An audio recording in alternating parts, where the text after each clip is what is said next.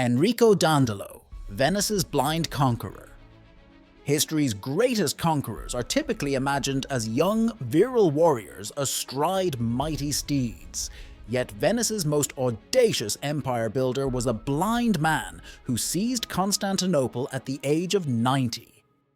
On April 12, 1204, as the greatest city in Christendom burned before him, Enrico Dandelo stood at the prow of his war galley, his sightless eyes turned toward the chaos he had orchestrated. Though he couldn't see the flames that consumed the towers of Constantinople, he could feel their heat on his face and smell the smoke of an empire's collapse.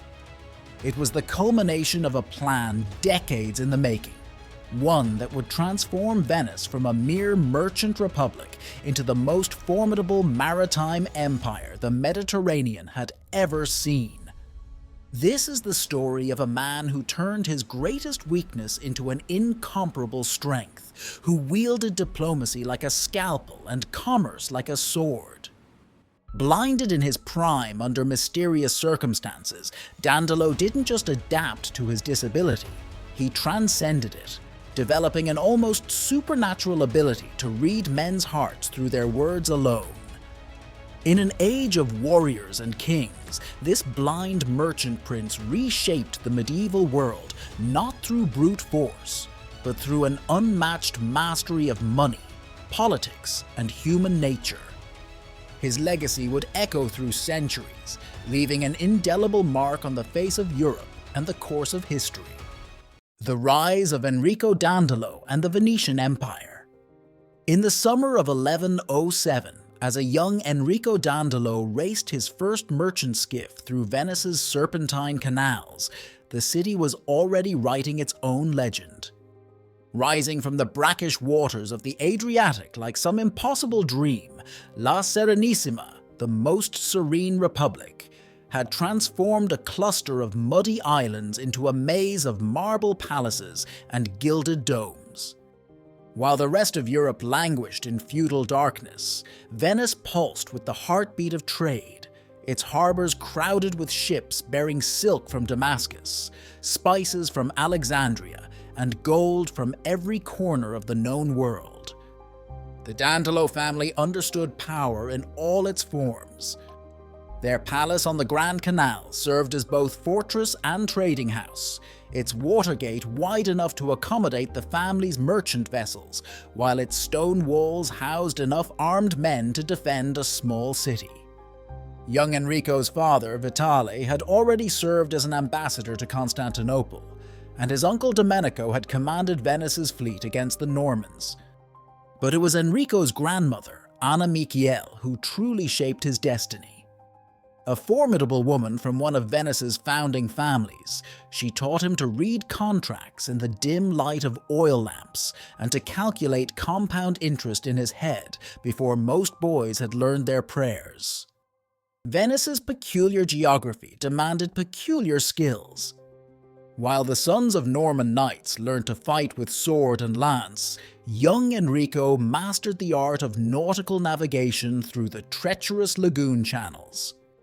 While French princes studied the lineages of nobles, he memorized the ever-shifting exchange rates between Byzantine hyperpyra and Egyptian dinars. His education took place not in monasteries but on the Rialto Bridge, where merchants from 3 continents haggled over cargoes worth more than most European kingdoms.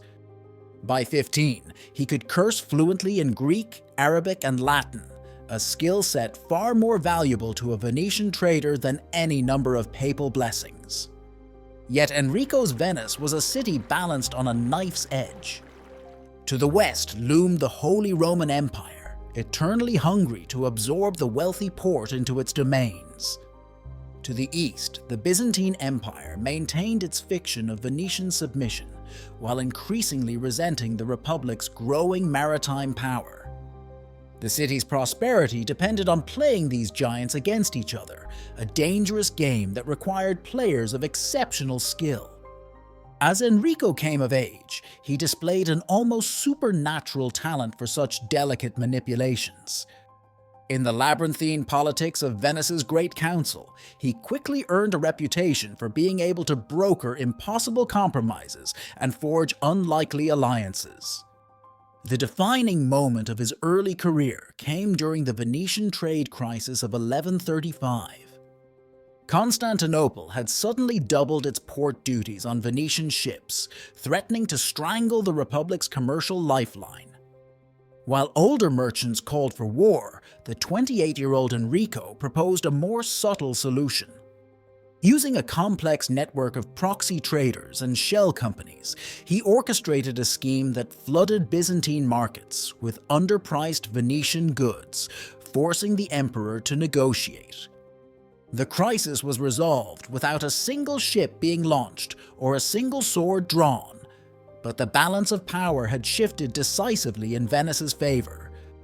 In these early years, no one could have predicted that this brilliant young merchant would one day lead armies and reshape empires. But the skills he honed in Venice's markets and council chambers, the ability to calculate risk, to read men's motivations, to weave complex plans across vast distances, were already laying the groundwork for ventures that would have seemed impossible to his contemporaries. The lessons of the lagoon would serve him well in the greater games to come, where the stakes would be measured not in coins and cargo, but in crowns and kingdoms. For now, though, Enrico Dandelo was simply learning his trade, unaware that fate had marked him for a destiny far grander and more terrible than any Venetian had yet dreamed. The Byzantine Empire, seemingly eternal and unshakable, continued its 1,000-year reign. Constantinople's mighty walls, never breached by any foe, still stood inviolate. And the future conqueror of that greatest of cities was just another ambitious young man in a city full of ambition, his eyes still clear and bright, seeing nothing but opportunity in every direction he looked. Enrico Dandelo, the transformation of power and revenge.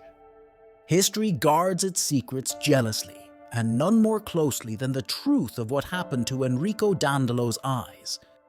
On a sweltering afternoon in 1171, the most brilliant diplomatic mind in Venice walked into the Emperor Manuel Komnenos' throne room in Constantinople.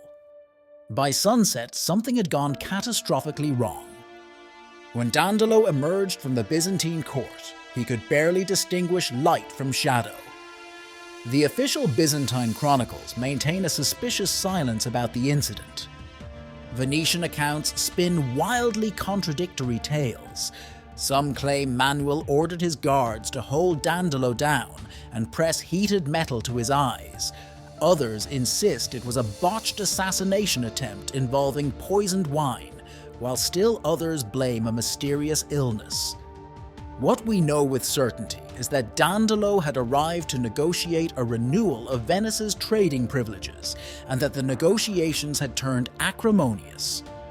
Manuel, increasingly resentful of Venetian commercial dominance, had already begun seizing Venetian assets throughout the empire. The tension between the Merchant Republic and the ancient empire had reached a breaking point. The blinding transformed Dandelo in ways his enemies could never have anticipated. Forced to retire from public life, he retreated to his family palazzo and developed an almost monastic dedication to the art of memory. Unable to read documents himself, he trained his mind to retain vast amounts of information. His servants read to him constantly: diplomatic correspondence, trade reports, legal documents, historical chronicles. He learned to create vast memory palaces in his mind, storing every detail of Venice's commercial and political relationships in an internal library more comprehensive than any physical archive. Most remarkably, Dandelo's other senses sharpened to compensate for his lost sight. He became legendary for his ability to detect lies simply by listening to the subtle changes in a speaker's voice. In the Great Council, he could identify dozens of speakers by their footsteps alone. His fingertips learned to detect the slightest variations in coin weight and metal purity, making him an even more formidable financial operator than before. What his enemies had intended as a career-ending injury became instead the forge that tempered his talents into something extraordinary. The years following his blinding witnessed a subtle but seismic shift in Venetian politics. Those who expected Dandelo to fade into obscurity were shocked to find him more politically active than ever, though now operating largely through proxies and intermediaries. He built an intelligence network that extended from the dockyards of Alexandria to the markets of Kiev.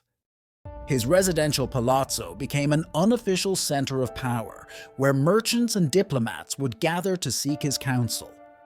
Even his rivals had to admit that blindness had given him an almost oracular quality.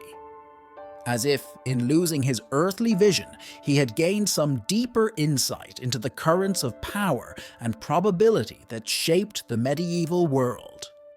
Yet beneath this remarkable adaptation smoldered a deep-seated desire for revenge. Dandelo never spoke publicly about retribution against Constantinople, but those closest to him noted how he would fall silent at any mention of the Byzantine capital, his fingers drumming restlessly on whatever surface was nearest. He began collecting detailed information about Constantinople's defenses, harbor depths, and wall heights, information that seemed to have no immediate practical value for a blind merchant. When asked about these inquiries, he would simply smile and change the subject. The transformation of Enrico Dandelo was complete. What emerged from the crucible of his blinding was neither a bitter invalid nor a retired statesman, but something far more dangerous. A man of unlimited patience and invisible power, whose greatest weapons were no longer his eyes, but his mind. As he moved through his darkened world with increasing confidence, few suspected that this blind merchant was quietly laying the groundwork for a revenge that would shake the foundations of medieval Europe. The game he was playing would take decades to unfold, but Dandelo had learned something his enemies had not. In the long game of power, patience is more lethal than any sword. The rise of Enrico Dandelo, Venice's transformation. The summer of 1192 brought a peculiar tension to Venice's narrow streets.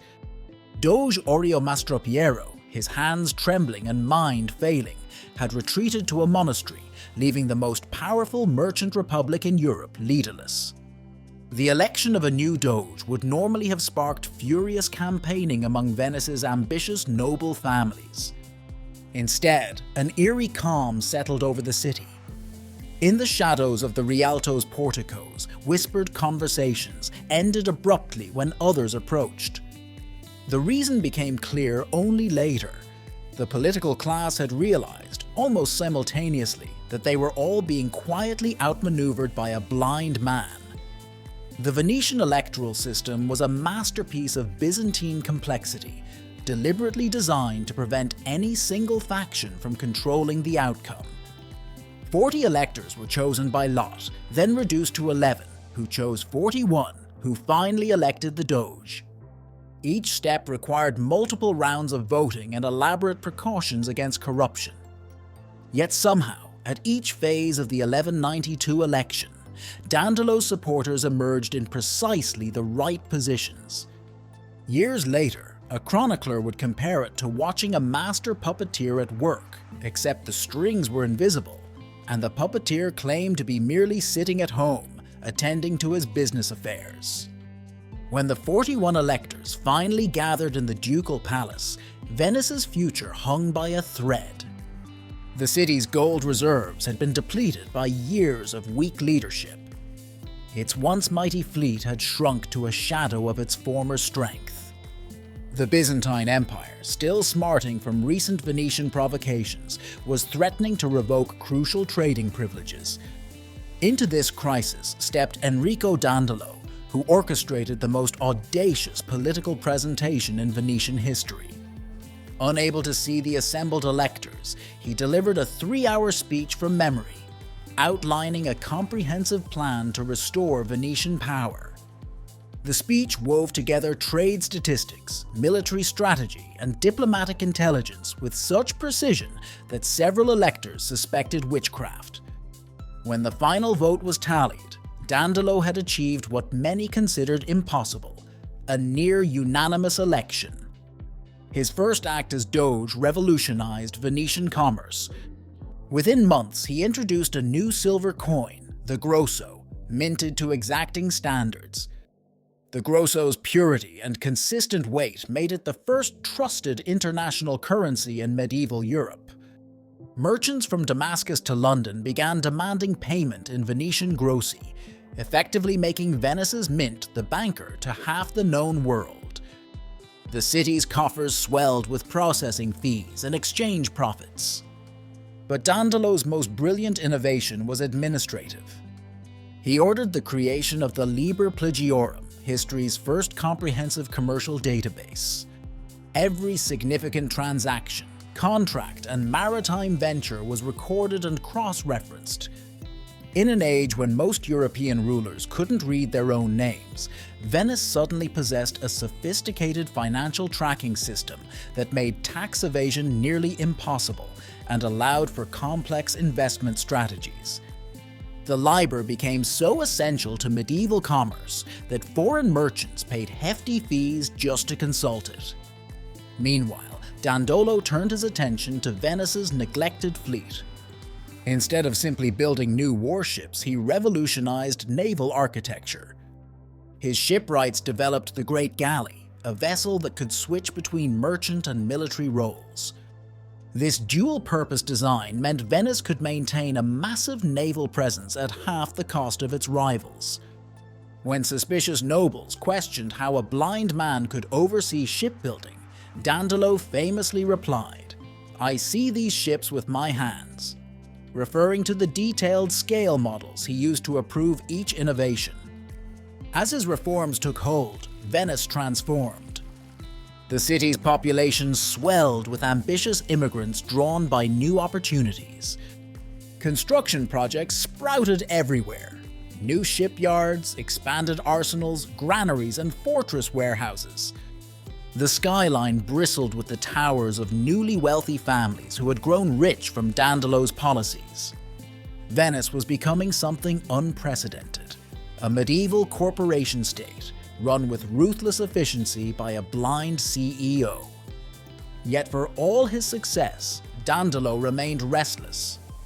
Those closest to him noticed how frequently his conversations turned to Constantinople, how he would ask visitors to describe changes in the great city's defenses, how he spent hours with his hands on maps of the Bosphorus. When news arrived that Pope Innocent III was calling for a new crusade, something shifted in Dandelo's demeanor. The blind Doge, already in his late 80s, began spending long hours in private meetings with naval architects and military engineers.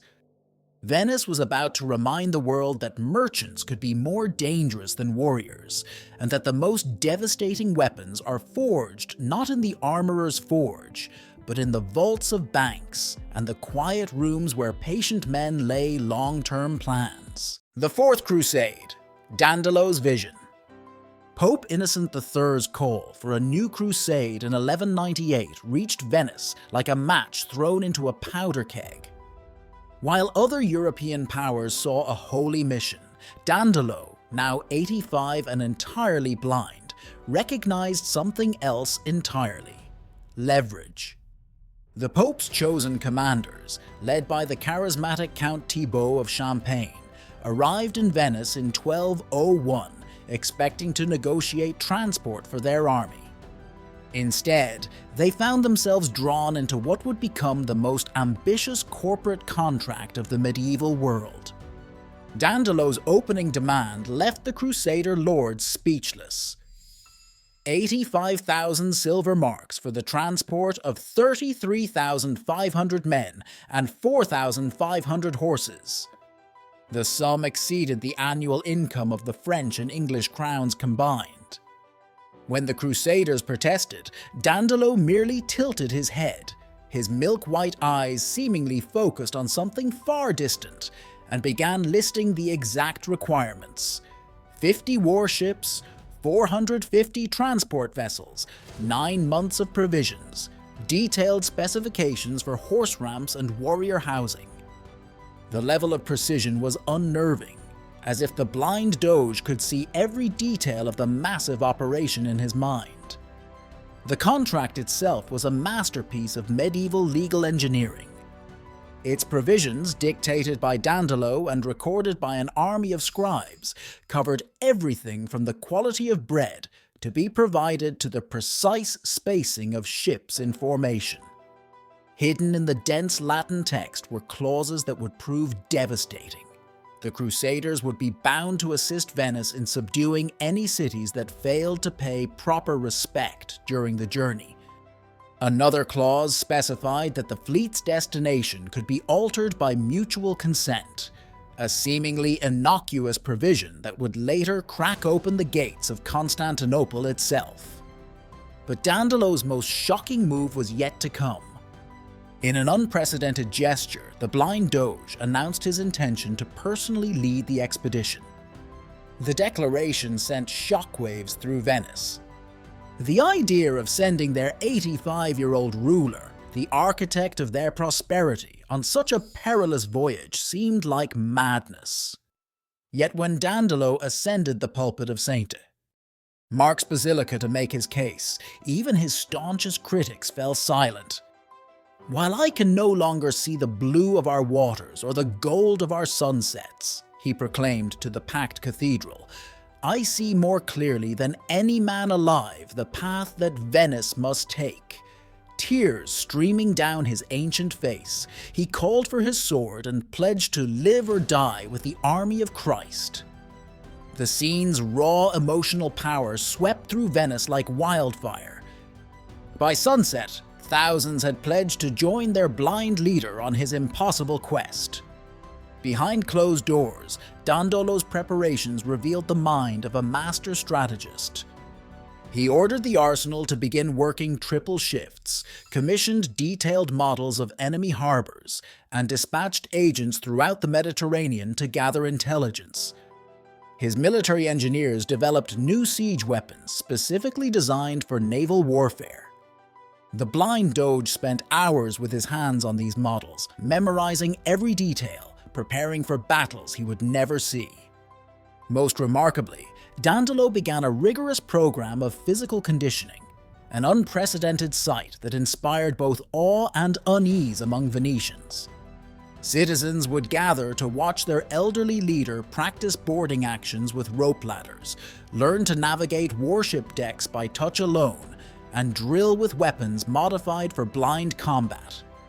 When a concerned advisor suggested he was too old for such exertions, Dandelo reportedly replied, "Age is no excuse for cowardice, and blindness is no barrier to vision." As 1202 approached, Venice transformed into a vast military shipyard. The largest fleet ever assembled in medieval Europe took shape in the lagoon. The logistics were staggering, enough provisions to feed an army for a year, thousands of horses, countless weapons. Yet amid this martial chaos, the blind Doge moved with increasing purpose. Those closest to him noticed a change in his demeanor, a coiled energy, like a serpent preparing to strike. Few understood that the Fourth Crusade was merely the vehicle for a much grander design. While Christian knights dreamed of Jerusalem, Dandelo's sightless eyes were fixed on Constantinople. The contract he had crafted was not just a transportation agreement, it was a weapon, as precisely engineered as any sword. The blind master of Venice had spent 30 years preparing for this moment, and now all the pieces were finally in place. Europe was about to learn that the most dangerous form of vision requires no eyes at all. The seeds of Dandelo's ambition. The first cracks in Dandelo's master plan appeared in the summer of 1202. As the massive Crusader army assembled outside Venice, a devastating truth emerged. They could pay only 51,000 of the promised 85,000 silver marks. The shortfall was enough to bankrupt most kingdoms. For a moment, it seemed the grand expedition might collapse before it began. But those who looked closely at Dandelo's face saw not despair, but the slight curl of a smile. "Since you cannot pay what you owe," the blind Doge announced to the assembled Crusader lords, "perhaps you might earn it." His proposition was elegant in its audacity. The army would help Venice subdue the rebellious city of Zara, which had defected to Hungarian control and was disrupting Venetian trade routes. The fact that Zara was a Christian city and that attacking it would mean immediate excommunication went unspoken. What none of the Crusaders knew was that Dandelo had already exchanged secret letters with Philip of Swabia, the German king who harbored an exiled Byzantine prince named Alexios Angelos. The young Alexios claimed his father was the rightful emperor of Constantinople, unjustly deposed and imprisoned. More importantly, he was willing to pay handsomely for his restoration, 200,000 silver marks, and the submission of the Orthodox Church to Rome. The seeds of divine tragedy were being planted in the soil of earthly greed. The attack on Zara unfolded like a perfectly choreographed drama. The sight of Venice's blind ruler standing at the prow of his flagship as it approached the city walls became an instant legend. When Zara's defenders shouted offers of surrender, Dandelo responded with a piece of theater that would be remembered for centuries. He ordered his crew to point his face directly at the city walls and proclaimed, "I may be blind, but I see your fear clearly enough." But Zara was merely the dress rehearsal. In the conquered city's great hall, while winter storms raged outside, Dandelo orchestrated a series of seemingly casual meetings between Crusader leaders and emissaries from Philip of Swabia. The Byzantine Prince Alexios's tales of usurpation and promised rewards were shared over wine, seeping into the minds of debt-burdened nobles. Dandelo, sitting silently in these gatherings, would occasionally ask innocent questions that laid bare the Crusaders' desperate financial situation. The papal legate, Peter of Capua, sensed the dangerous shift in the expedition's purpose. He fled in the night, leaving behind a letter threatening eternal damnation for any who attacked fellow Christians. Dandelo had anticipated this too. His agents spread through the army's camps, whispering that glory and wealth awaited in Constantinople, not years of desert warfare in Palestine. When soldiers worried about their souls, Venetian priests were ready with creative interpretations of doctrine that made attacking Constantinople seem almost holy. The final act of manipulation came in the form of a staged, spontaneous plea from Prince Alexios himself, who appeared dramatically before the assembled army. As the young man begged for help restoring his father's throne, Dandelo sat apart, fingers drumming on his chair's armrest, counting the moments until the Crusaders' resistance crumbled. The blind spider had woven his web perfectly, each thread of debt, ambition, and religious fervor pulling the army exactly where he wanted it. In public, Dandelo maintained the fiction that the decision to divert to Constantinople was still being debated. In private, he began intensive planning sessions with his admirals. His hands moved across detailed wooden models of Constantinople's harbor defenses, memorizing every inlet and projection. When an advisor expressed doubt about attacking the strongest walls in Christendom, Dandelo's response was chilling. "The strongest walls are the ones you're invited to walk through." By spring, the largest invasion fleet medieval Europe had ever seen was ready to sail. 450 ships carried 30,000 men towards a destiny none of them fully understood. At the heart of this armada, standing perpetually at his flagship's prow, the blind Doge guided civilization towards its pivot point. 30 years of waiting were about to end. The revenge of Enrico Dandelo was about to shake the foundations of the medieval world. The Fall of Constantinople, a blind Doge's vendetta. Dawn broke over the Bosphorus on June 24, 1203, revealing a sight unprecedented in human history. Constantinople, the greatest city in Christendom, watched in disbelief as a forest of masts and sails choked its waters.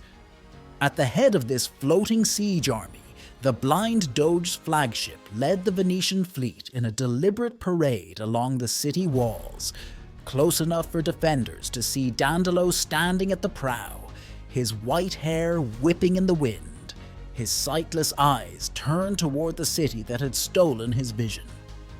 The first assault was a catastrophe for the Crusaders. Land forces floundered against Constantinople's mighty walls, while Greek fire, the empire's legendary weapon, rained liquid flame onto the attacking ships. But amid the chaos, witnesses recorded an extraordinary sight: Dandelo's flagship advancing alone through the inferno.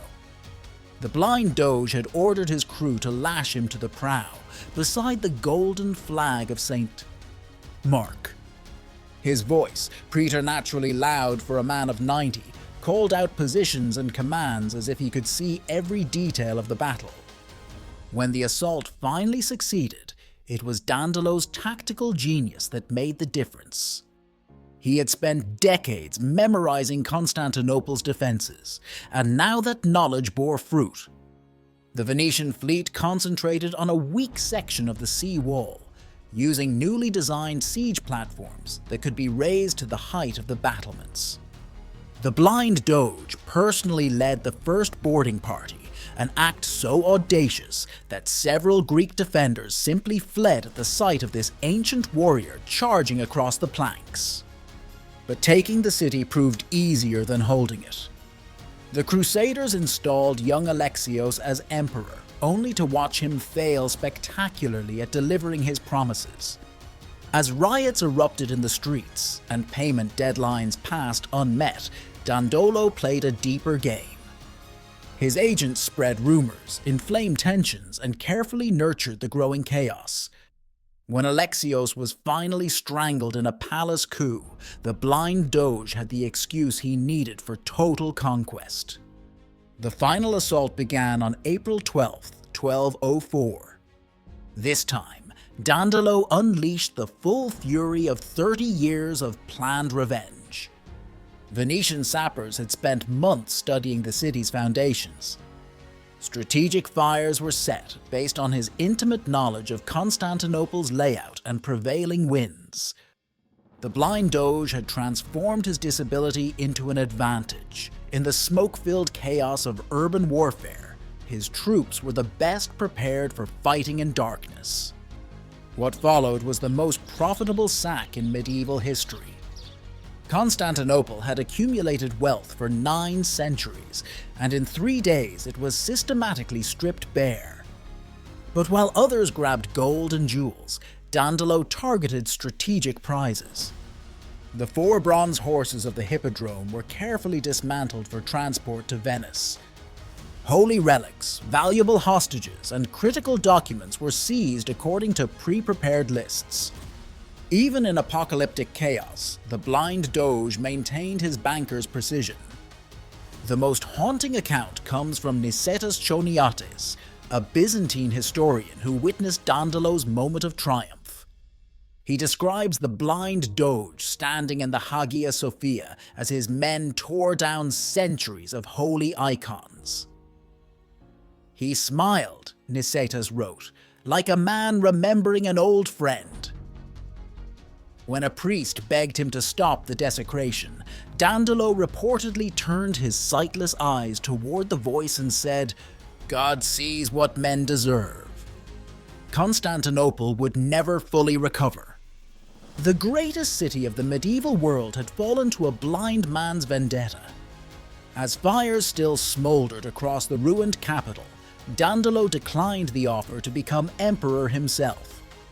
Instead, he negotiated the Treaty of Partition, carving up the Byzantine Empire into a network of colonies and trade posts. Venice claimed 3/8 of Constantinople, all the best ports, and complete control of Mediterranean trade routes. The blind merchant had won a prize greater than any crown.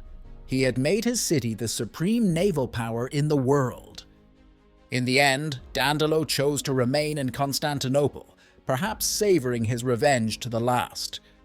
He died in 1205 and was buried in the Hagia Sophia, the only Westerner ever granted that honor. His tomb became a silent rebuke to Byzantine pride, a reminder that the most devastating weapon in history was neither sword nor fire, but the patient hatred of a blind man who could see further than anyone else in his time. The rise of Venice's Maritime Empire. In the spring of 1205, as Dandelo drew his final breaths in conquered Constantinople, a new kind of empire was taking shape. Venice's flags now flew over a chain of ports stretching from the Adriatic to the Black Sea. Each link in this maritime chain had been carefully selected decades earlier by a blind man who understood that true power lay not in vast territories, but in controlling the spaces between them. The transformation was staggering. Overnight, Venice gained exclusive trading rights in every port that had once belonged to Byzantium. Dandelo's negotiators had carved out a commercial empire with surgical precision, claiming not land masses but strategic choke points. The Venetian quarter in each conquered city was positioned near the harbor, with independent courts, warehouses, and churches, a self-contained ecosystem of profit. These enclaves operated like modern trade missions, equipped with standardized weights, measures, and banking practices that made Venice the medieval equivalent of a global financial center. Greek shipwrights, forced to relocate to Venice's arsenals, revolutionized European naval architecture.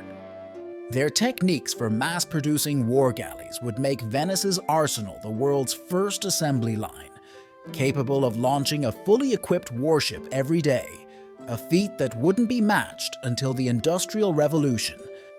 When a visiting French ambassador expressed disbelief at this capability, Venice's new doge offered to have a ship built in the time it took to serve him lunch.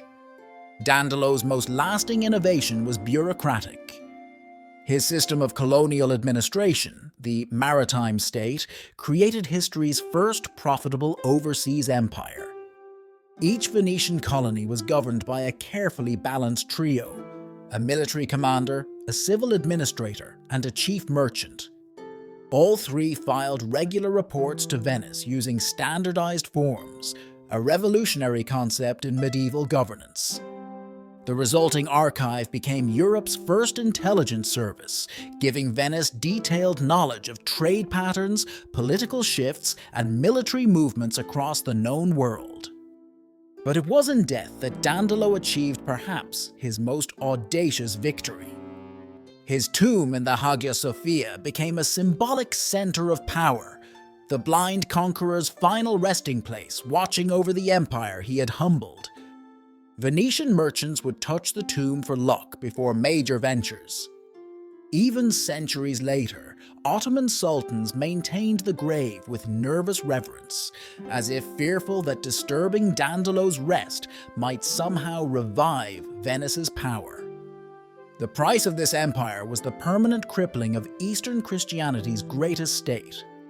The Byzantine Empire never recovered its former glory. Its fragmentation created a power vacuum that would eventually allow the Ottoman Turks to surge into Europe. Some historians argue that the real fall of Constantinople happened not in 1453, when the Turks finally took the city, but in 1204, when a blind Venetian doge orchestrated the most profitable act of vengeance in history. Dandelo's last recorded words, whispered to his grandson, revealed the cold calculation behind his life's work. "I have given Venice the power to write history. Make sure you charge proper interest on the ink." The grandson would indeed go on to finance the chroniclers who shaped the historical narrative of the Fourth Crusade, ensuring that Venice's version of events became the accepted truth. The maritime empire Dandelo built would dominate Mediterranean commerce for 3 centuries. His innovations in banking, shipbuilding, and colonial administration became the template for later European empires. The alliance of military power with mercantile interests that he perfected would eventually evolve into the Dutch and British East India Companies. Even today, his influence echoes in the structure of multinational corporations and the intimate dance between commerce and power. In the end, Enrico Dandelo achieved something unprecedented. He transformed a city of merchants into a commercial superpower that could humble emperors. He proved that vision requires no eyes, that revenge is most devastating when served not cold, but with compound interest, and that the most powerful empires are built not on land and glory, but on the invisible ledgers of trade and debt. His greatest legacy was showing the world that true power belongs not to those who wield the sword, but to those who control the gold that pays for it. The legacy of Enrico Dandelo, from blind doge to financial pioneer. Stand in St. Mark's Square today and you can still see Dandelo's shadow across the centuries. The 4 bronze horses he stole from Constantinople still gallop silently above the basilica's entrance, their gold-flecked patina catching the same sunlight that once illuminated their maker's hands in ancient Greece. They remain perhaps the most valuable war trophy ever captured, silent witnesses to the blind man's revenge. Time has a way of transforming villains into visionaries. Modern bankers who have never heard Dandelo's name unknowingly use financial instruments he pioneered. His innovations in maritime insurance, letters of credit, and public debt created the scaffolding of modern capitalism. When the New York Stock Exchange needs to calculate compound interest on bonds, they use formulas first worked out in Venetian counting houses under Dandelo's direction. The world's first corporate empire left other marks too. The term arsenal, now meaning any collection of weapons, comes from the Arabic Dar al-Sina, house of manufacture, which Dandelo transformed into history's first military-industrial complex. The word quarantine originates from his system of holding ships for 40 giorni, 40 days, to prevent plague spread. Even the modern passport evolved from the Venetian safe conduct papers he standardized for merchants. But perhaps Dandelo's most relevant legacy is a warning about the price of vengeance. The sack of Constantinople created a wound in Eastern Christianity that never healed. The religious schism he widened helped birth centuries of conflict between East and West. When Constantinople finally fell to the Ottomans in 1453, Pope Pius II wrote words that could serve as Dandelo's epitaph. "The eye that was blinded in Venice has blinded the eyes of Eastern Christendom forever." Yet Venice itself paid a price for empire. The wealth Dandelo's conquest generated eventually corrupted the republican virtues that made such wealth possible. Later doges, trying to equal his achievement, led Venice into ruinous wars. By the time Columbus opened new trade routes to the Americas, the Maritime Empire of the Blind Doge was already fading into legend. Modern visitors crossing the Rialto Bridge pass a small plaque most never notice. Written in medieval Latin, it marks the spot where Dandelo once stood to address the crowds after his blinding. The inscription reads simply, "Here stood one who taught us that the most dangerous kind of vision requires no eyes." In a world still shaped by the marriage of financial power and political ambition, no epitaph could be more fitting. For in the end, Enrico Dandelo's greatest conquest was not of Constantinople, but of history itself. He showed that empires could be built not just by warriors and kings, but by accountants and merchants. He proved that true power lies not in the ability to destroy wealth, but to create it. And most importantly, He demonstrated that civilization's greatest turning points often pivot not on the decisions of those who can see the furthest, but on the actions of those who can imagine the impossible. The bronze horses still stand watch over Venice, their empty eyes mirroring those of their blind captor.